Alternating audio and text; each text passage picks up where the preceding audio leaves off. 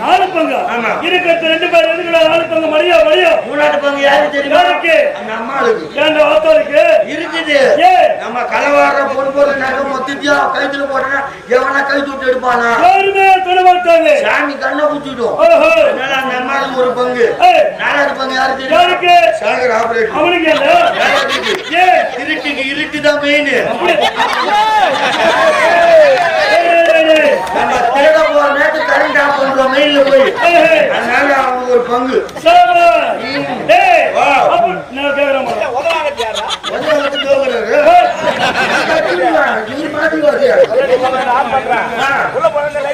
ஒரு 10 ரூபாய் பஸ் ஸ்டாண்ட்ல